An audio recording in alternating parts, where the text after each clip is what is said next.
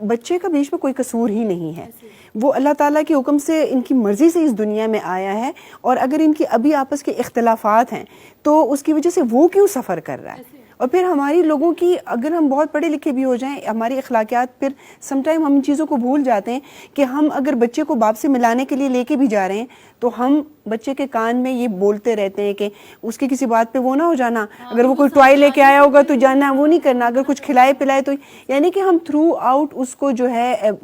بری باتیں اس کے دماغ میں ڈال رہے ہوتے ہیں. ایسا ہی ہے. اور اس حوالے سے مہاجبین یہ چیز بھی ویسے دیکھنے کی ضرورت ہے کہ جیسے فار انسٹنس اگر بچے ماں اپنے ساتھ، عموماً یہی ہوتا ہے ماں ہی لے کے جاتی ہے زیادہ کیسز میں، تو اس میں پھر یہ ہوتا ہے کہ باپ سے جب نہیں ملنے دیا جاتا تو کیا اس کے لیے بھی کوئی قانون موجود ہے کہ نہیں؟ یہ دیکھنے کی ضرورت ہے. اگر قانون ہے تو وہ کیا کہتا ہے کہ اس قانون کے اکارڈنگ باپ کا اس ٹائم پہ اگر فار انسٹنس ان کی ڈیورس بھی ہو جاتی ہے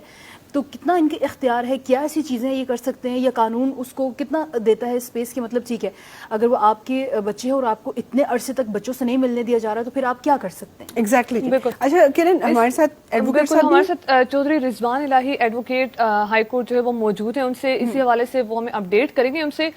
کوشچن کریں گے. Chaudhry Rizwan Elahi sahib, thank you so much program میں ہمارے ساتھ شرکت کرنے کے. پہلے تو یہ بتائیے گا کہ اگر دیکھا جائے تو آپ قانونی طور پر کس طرح سے دیکھتے ہیں کہ جو اس طرح کے معاملات ہیں ان کے اندر بچوں کی جو ویلفیئر ہے اس پر اثر نہیں پڑتا ہوگا؟ میں سوچ رہا تھا کہ آج دن تک کسی بھی چینل نے اس ٹاپک پر کبھی کوئی ڈسکشن نہیں کی. ایک بہت پازیٹیو کاز ہے آپ کی جس کو آج دن تک کسی چینل پر، اور میں سمجھتا ہوں کہ یہ اتنی پازیٹیو کاز ہے کہ اس کو ڈسکس کرنا ضروری بھی بہت تھا. عموماً ہم نے یہ دیکھا ہے کہ ماں باپ دونوں عدالتوں میں آ جاتے ہیں لیکن ان کو یہ پتہ نہیں ہوتا کہ ہم ایک دوسرے کے ساتھ ضد کر کے اور ایک دوسرے پہ لٹیگیشن بڑھا کے ہم بچے کو کس حد تک مینٹلی ٹارچر کر رہے ہوتے ہیں. ان کو بالکل اس چیز کا اندازہ نہیں ہوتا کہ ان کی آپس میں تو سیپریشن ہو جاتی ہے لیکن بچے کو اس کا کتنا نقصان ہوتا ہے. آپ صرف اس چیز سے اتنا اندازہ لگائیں کہ سیپریشن ہو جانا، طلاق ہو جانا یا خلا ہو جانا،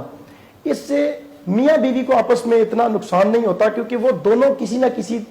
طرح سے دوسری طرح انگیج ہو جاتے ہیں. میاں جو ہے وہ دوسری شادی کر لیتے ہیں، بیوی بھی کسی کے ساتھ شادی کر لیتی ہے، تو وہ تو اپنی زندگی سیٹل کر لیتے ہیں. لیکن وہ جس کی اولاد ہے وہ ان دو پارٹیز کی اولاد ہے جن کے بٹوین یہ کیس چل رہا ہے. خلا کا کیس ہونا، طلاق کا کیس ہونا یا طلاق ہو جانا، یہ اتنا غلط نہیں ہے جتنا آپ اس بچے کو عدالتوں میں گھما کر اور ایک دوسرے سے الگ کر کے، اگر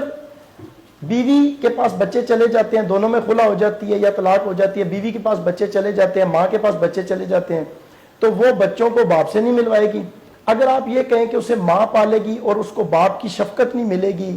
باپ کا اس کو پیار نہیں ملے گا، وہ باپ کی تربیت نہیں ملے گی، جو پازیٹیو تھنکنگ ہے جو اس کو ایک بیٹے کو خاص طور پہ ایک بیٹا بناتی ہے اور اس کو معاشرے میں چلنے کا ہنر دیتی ہے، اس کو بتاتی ہے کہ بیٹا تم نے معاشرے میں بات کیسے کرنی ہے، تم نے اپنے باپ کے نقش قدم پہ کیسے چلنا ہے. تو ماں کے پاس رہے گی تو اسے کبھی بھی نہیں پتا چلے گا کہ میرا باپ کس نیچر کا ہے.